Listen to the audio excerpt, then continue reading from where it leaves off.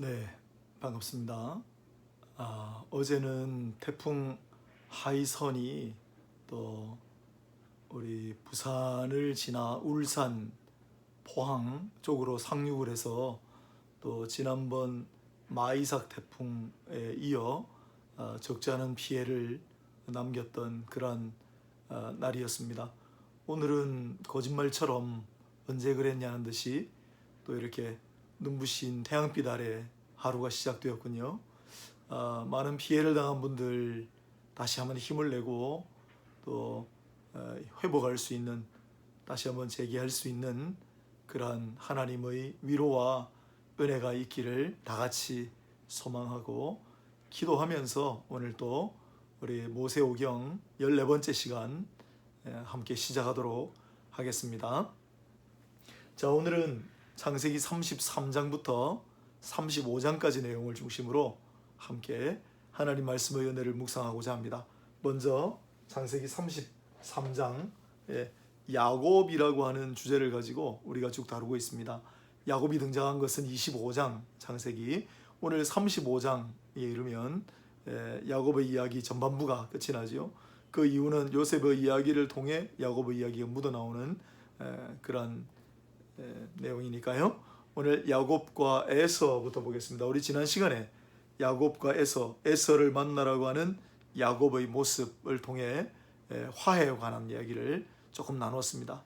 오늘 33장 드디어 야곱과 에서가 만나는 장면, 그래서 4절을 보시면 에서가 달려와 야곱을 부둥켜 안고 서로 엉엉 우니라 통곡했다라는 말이 나옵니다. 그래서 이 33장 부분에서 물론 화해에 관한 얘기지만은 울음의 미학이라고 하는 제목을 제가 붙여봤어요. 울음의 미학이다. 예.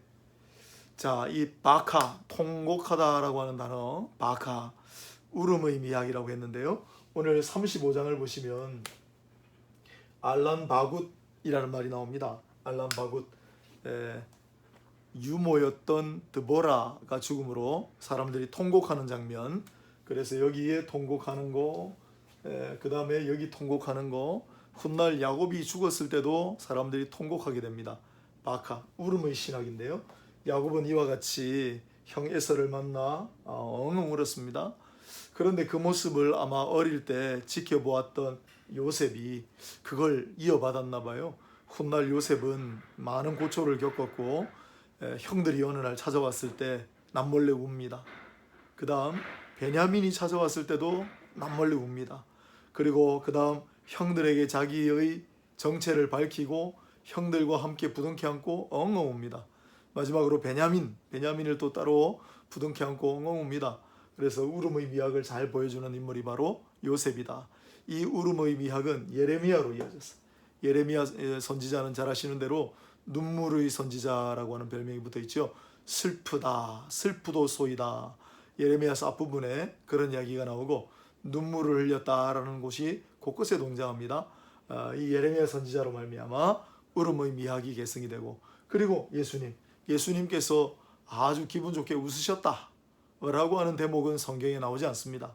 그러나 예수님이 공식적으로 우셨다, 통곡하셨다라는 말은 나사로의 죽음 때, 또한 예루살렘을 바라보시면서, 또한 겟세마네 동산에서 히브리서가 기록하고 있죠. 통곡하며 우시는 모습을 우리에게 보여줍니다. 또한 라마의 통곡소리, 예레미야서를 인용하시는 그런 부분도 바로 이 울음의 미학 관련되는 부분이다. 그래서 여러분, 이 울음의 미학, 그러나 이 야곱의 울음은, 지금 이 시간의 야곱의 울음은 두려움, 공포, 후회, 자탄, 이런 휘몰이 같은 그러한 심정이 이제 마침내 함께 화해를 이루고 기뻐하고 서로 용서하고 하는 그런 아주 부드러운 안단테, 제가 그래서 휘몰이 장단 같은 감정의 기복이 안단테와 같이 부드럽게 이어지는 가운데 그 사이에 통곡의 울음의 미학이 자리 잡는다, 이렇게 봅니다. 두 번째로, 자, 야곱은 에서와 이제 서로 갈 길을 떠나죠. 에서는 같이 가자고 하지만 야곱이 정중하게 거절하고 숫꽃이라고 하는 곳을 이룹니다. 이 숫꽃이라고 하는 장면이 나오는데 야곱이 숫꽃에 이르렀다. 숫꽃은 수콧, 초막, 장막이라고 하는 뜻이죠. 그래서 이 초막 장막이라고 하는 의미도 있고 지명도 됩니다. 숫곳은 두 군데 있는데 여기 이스라엘을 기준으로 하면 하란 땅에서 와서 이스라엘 땅으로 진입하기 전에 한 군데 숫곳, 그 다음에 또 밑으로 내려가서 애굽으로 가기 전에 애굽 문턱에 숫곳이 하나 더 있습니다. 이렇게 두 군데 장막, 사람이 일시 장막을 치고 잠시 머무는 곳이다, 이런 의미가 있겠죠. 야곱에 있어서의 숫곳. 그런데 이 숫곳은 또한 동시에 예수님을 강력하게 예표한다. 여러분, 숫곳 위치를 제가 알려드렸습니다만은, 자, 이렇게 예수님은 어릴 때 태어나시자마자 헤롯 왕의 박해로 애굽으로 가시지 않았습니까? 그래서 그 애굽 땅으로 가기 그 무렵에 있는 숫곳을 지나셨을 것이다. 그게 출애굽하면서 이스라엘 백성들이 나왔던 곳이거든요. 이스라엘 백성들이 출애굽하고 거기에 초막을 짓고 살았던 곳이 숫곳입니다. 그래서 숫곳을 지나셨을 것이고, 예수님 공생의 마지막 부분에 초막절에 예루살렘에 가서 여러 가지 말씀을 하시고 행적을 보이시는 게 요한복음 7장, 8장, 9장, 10장 거쳐서 나오는 게 초막절 강화잖아요. 그리고 예수님께서 마지막으로 사역하셨던 것도 요단 동편 땅이니까 숫곳과 관련이 있습니다. 즉 예수님의 생애는 처음 나시자마자 숫곳을, 그 다음 마지막 공생애 때도 숫곳을, 이곳에 이 땅에 하나님의 아들 전능하신 하나님께서 잠시 머무르시는 거 아닙니까? 그 의미가 숫곳에 담겨 있어요. 그와 같이 우리도 이스라엘 백성들이 출애굽하고 난 다음에 광야에서 숫곳 장막을 치고 살았던 것처럼 우리도 이 땅 가운데 잠시 장막을 치고 머무는 그러한 여정, 나그네 인생이다 라는 걸 다시 한번 상기하게 합니다. 뿐만 아니라 이 고단한 현실 속에서 때로는 이스라엘 백성들 지금도 초막절이 되면 장막 형태를 치고 지내지 않습니까?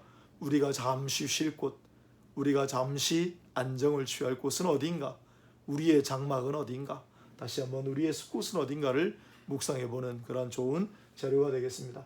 자, 그 다음에 야곱은 세겜 땅으로 와서 세겜의 추장 히위 족속 하몰로부터 100크시타를 주고 정상적으로 땅을 삽니다.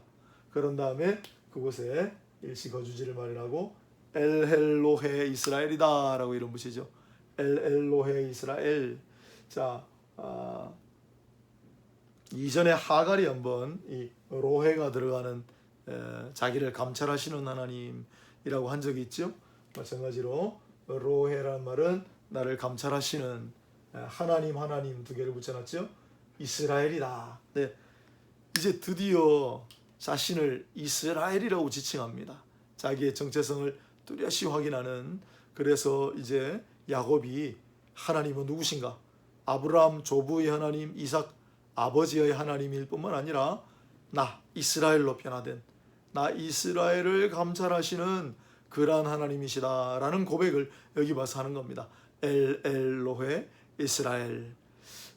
하나님께서 이렇게 야곱에게 거듭 은혜를 베푸십니다. 하지만 또 비극적인 사건이 기다리고 있지요.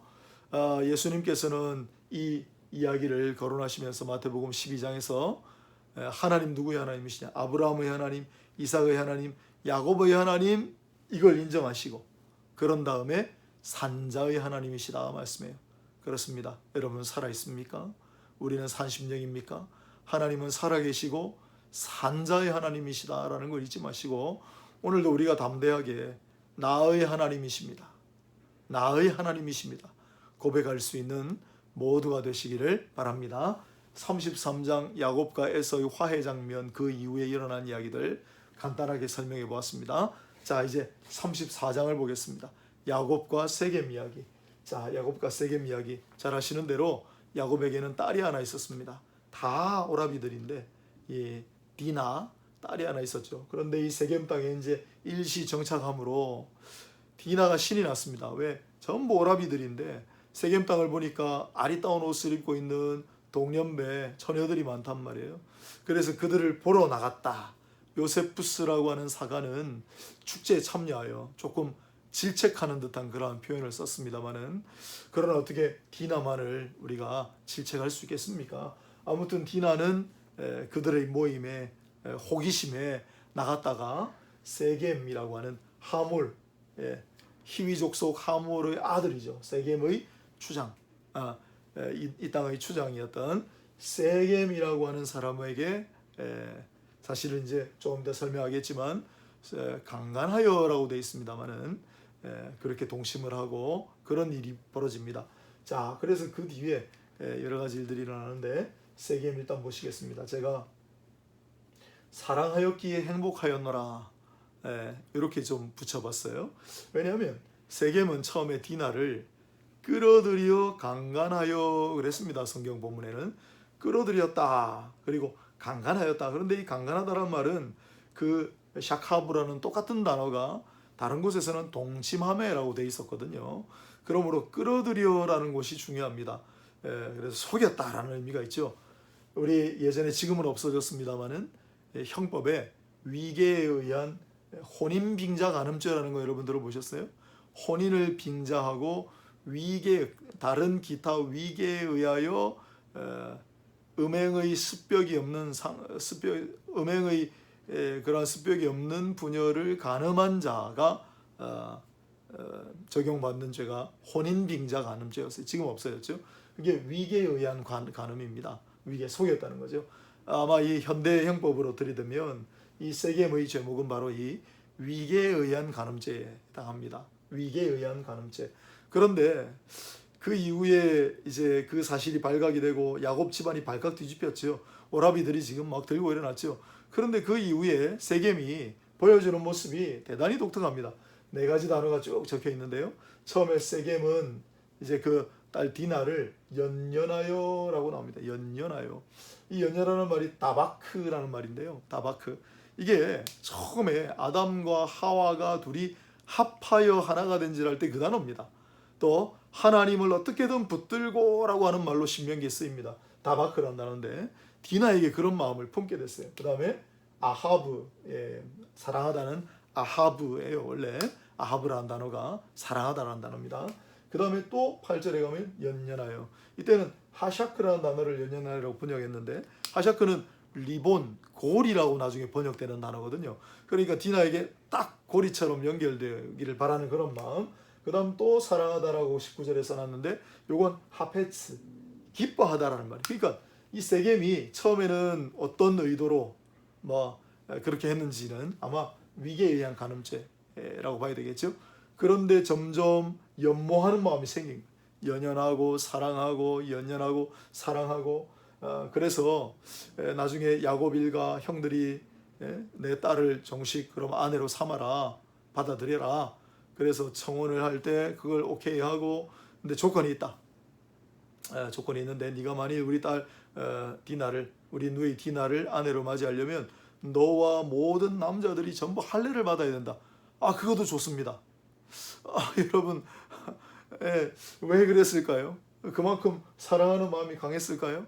아무튼 그래서 모든 남자들이 다 할례를 받고 고통 중에 누워있을 때 가장 고통이 극심하다고 하는 3일째 되던 날 야간에 급습하여 이 디나의 오라비들이죠. 야곱의 아들들이 전부 가서 그 남자들을 다 죽이는 놀라운 일이 벌어집니다. 세겜의 비극 사건이죠. 자, 이거를 한번 우리가 보겠습니다. 자, 이거 기망의 사기 살인 해놨는데요. 그러면 만일에 이 세겜의 죄를 성경적으로 묻는다면 어떻게 되는가? 이렇게 처녀를 꼬여서 동침을 한 사람은 아내로 삼으면 돼요. 납폐금을 주고 아내로 받아들이면 됩니다. 이게 출애굽기 22장, 신명기 22장, 그리고 50세겔이라고 납폐금도 정확하게 규정해놨어요. 신명기에는. 그런데 이 기망은 속이다라는 말이에요. 기망에 의한 간음이었는데요. 그런데 기망에 의한 살인을 했단 말이죠. 야곱의 아들들은. 왜냐하면 아내로 맞이하려면 할례를 받아라. 그래놓고 그건 결혼을 위한 전제 이야기였는데 다 죽여버렸잖아요. 기망에 의한 살인입니다. 그러면 야곱 아들들의 죄목은 성경적으로 어떻게 되는가? 물론 이제 이방인들을 죽였습니다만은 그러면 그건 출애굽기 20장에 적용을 받고 출애굽기 20장 12절은 사람을 죽인 자는 사형입니다. 또 광야율법에 해당하는 민수기 35장 중간 부분을 보면 도구나 돌로 치거나 고의로 사람을 살상한 자는 무조건 사형입니다. 또 신명기 19장을 보면 그런 사람은 도피성으로 피신을 해도 끌어내어서 쳐죽이라고 되어 있습니다. 어떻습니까? 기망, 위계에 의한 간음을 저지른 세겜과 그걸 복수한다고 동해보복법, 눈에는 눈, 이에는 이 동해복수법의 한계도 유월하고 훗날 율법으로 본다면 절대적인 사형죄에 해당하는 그러한 기망에 의한 살인을 저질렀던 이 야곱 아들들의 죄악상 두 개를 놓고 볼 때 과연 하나님께서 어떤 걸 더 크게 보셨을까? 그걸 우리가 다시 한번 생각하게 됩니다. 그 다음에 더럽고 냄새나는, 그러면 야곱의 이 아들들, 디나의 오빠들이 왜 그렇게 했는가? 이 세겜이 우리 누이를 더럽혔다라는 거예요. 본문에 보면 더럽혔다라는 단어가 나옵니다. 더럽혔다. 더럽혔다. 이 더럽다라고 하는 말이 히브리어로 타메. 그리고 뭄이라고 하는 것도 깨끗하지 못한, 나중에 나온다는데 타메와 문 타메. 타메. 그러나 깨끗하다라는 말은 타밈. 타메와 타밈이란 말, 이런 말들이 노아 때 정결한 짐승, 정결하지 못한 짐승, 레위기에 가면 흠 있는 동물, 흠 없는 동물, 그게 타메, 타밈, 타밈이 흠 없는, 타메가 더럽혀진, 흠 있는, 이런 뜻이 됩니다. 뭄도 흠이 있는. 그러면 우리가 여기서 볼 때 과연 하나님 보시기에 정말 더럽혀진 것은 무엇인가라는 거죠. 그래서 물론 디나는 욕을 당했고, 하지만 그 이후에 일련의 사건들, 그리고 악취라는 말이 나옵니다. 악취 뒤에 악취라는 말이 나옵니다. 과연 하나님이 보실 때, 바시란다는데 과연 하나님이 보실 때 더럽고 냄새나는 것은 무엇인가 하는 거죠. 더럽고 냄새나는 것, 이 악취라는 말 출애굽기에 더 자주 나옵니다. 출애굽기에 보면 이집트 백성들이 이스라엘 백성들을 굉장히 경원시하고 혐오하고 차별합니다. 그리고 자기들 사는 땅에 못 들어오게 하고 변경을 내주잖아요. 왜 그랬습니까? 이스라엘 백성들 더럽고 냄새 난다 그랬죠. 그런데 하나님께서 되물으시는 거예요. 정말 하나님 보시기에 더럽고 냄새 나는 것은 무엇인가? 그래서 결국은 나일강의 고기를 썩게 만들므로 냄새가 나게 하시고 개구리 이런 것들을 통해서 악취가 나게 하시는, 그래서 정말 더럽고 하나님 보시기에 냄새나는 것이 무엇인가를 물으시는 장면이 출애굽기에 나온단 말이에요. 10가지 재앙 가운데.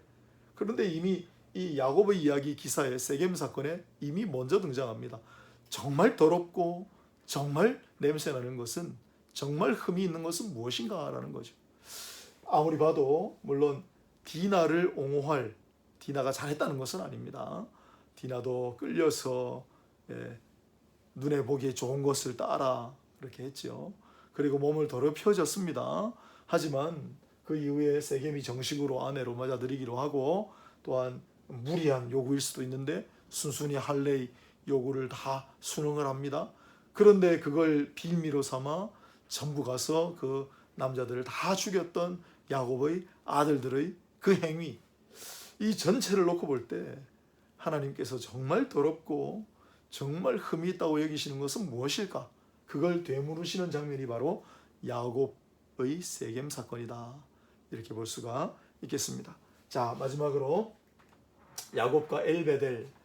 자, 퍼뜩 이제 야곱은 큰일 났다, 이 소식을 듣고 그렇게 생각하게 되죠. 그리고 하나님의 음성을 기다립니다. 그때 하나님께서 베델로 올라가라는 말씀을 들려주십니다. 야곱은 퍼뜩 정신을 차립니다. 이것은 일종의 하나님의 선고유예다. 아까 말씀드렸잖아요. 야곱의 자식들, 디나의 오라비들이 행한 일들은 어떻게 해도 이건 커버가 안 됩니다. 그러나 하나님께서는 바로 그것을 징책하지 아니하시고 일종의 선고유예를 하세요. 베델로 올라가라. 퍼뜩 깨닫습니다, 야곱이. 그리고 베델로 다시 올라가게 됩니다. 이 올라가라라는 말, 이게 굉장히 중요하죠. 올라가다, 알라라고 제가 써놨네요. 올라가다라는 말이 알라예요. 알라. 올라가다. 그리고 올라가서 그 상수리 나무 아래 모든 폐물들 가지고 있던 우상과 관련되는 것들, 그 땅의 풍습들과 관련되는 것들 전부 파묻게 했습니다. 그래서 타하트라는 말이 뭐뭐 아래라는 말이에요. 뭐뭐 아래. 이게 정말 이 구약 성경에 아마 어쩌면 가장 중요한 단어 중에 하나가 아닐까 싶은데요. 타하트라는 말은 뭐뭐 대신하여라는 말이고, 지난번에 우리 번제로 바치는 이삭 사건 할 때 하나님께서 이삭 대신에 어린 양을 준비하셨다. 그게 타하트거든요. 그런데 타하트라는 말은 십자가를 미리 예표하는 말이고, 나중에 유다가 왜 이스라엘의 영적인 리더가 되는가도 타하트와 관련이 있다. 그런데 이 타하트는 뭐뭐 아래라는 말도 뜻이 있습니다. 그래서 이 상수리 나무 아래에 묻었다. 타하트. 결국은 이 타하트, 십자가 모양. 이 타하트라고 하는 그런 모습을 보고 하나님께서는 다시 한번 야곱 일가에게 새로운 기회를 주신다. 그렇게 볼 수도 있습니다. 자, 그 다음에 그러나 누군가는 희생해요. 피 흘림이 없이는 죄 사함이 없는 이라는 원칙은 항상 일관되게 적용됩니다. 자, 이렇게 하나님께서 일순 용서해 주시는 것 같은 그러나 아직까지는 두려움이 있죠. 왜냐하면 그 히위 족속을 포함한 그 가나안 부족들이 다 연합해서 쳐들어오면 어떻게 됩니까? 두려움 속에. 그런데 이때 드보라가 죽습니다. 이제 한참 전에 이야기가 됐죠. 이삭이 아내 리브가를 맞이하러 갔을 때 하란 땅에서부터 리브가를 따라온 유모였죠. 드보라가 여기서 사망합니다. 드보라의 희생. 특이하게도 그 리브가의 죽음은 성경에 나오지 않습니다. 리브가 남편을 살짝 속여서 자기 편애하는 아들에게 축복하게 하고 여러 가지 그런 모습을 보였던 리브가의 죽음은 나오지 않습니다. 다만 그도 똑같이 아브라함과 그의 아내 사라가 장사 지낸 곳에 그도 장사 지냈다. 그런 기록만 뒤에 있지 리브가의 죽음은 나오지 않는데, 리브가의 유모였던 드보라의 죽음이 나오고, 이 드보라의 희생, 물론 조금 있다가 이제 라헬도 죽습니다만은 드보라의 죽음으로 말미암아 많은 사람들이 통곡한다. 그래서 그곳을 알론 바굿이라고 불렀다. 알론 바굿은 알론은 물론 상수리 나무라는 뜻이고, 바굿이 아까 전에 말씀드린 바카, 통곡이라는 말입니다. 통곡의 상수리 나무. 자, 여기 보시면은 알론,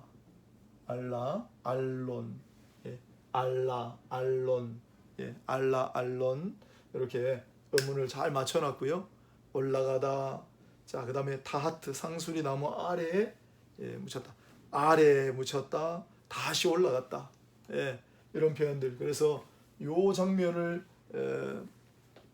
마지막으로 이제 이 승천하시는 모습이 나오죠. 주님의 사자가 아마 이제 먼 훗날 재림하시는 그러한 때를 기다려야 되는데 이렇게 승천하시는 모습을 보면 유일무이한 그런 장면이기도 합니다. 그래서 알라, 올라가다, 알론, 상수리나무, 특히 바굿, 바카, 통곡 의미합니다. 그래서 드보라가 죽음으로 이 한 여인, 참 파란만장한 묵묵히 순종의 길을 걸었던 이름 모를 이 여인, 족보도 안 나오잖아요.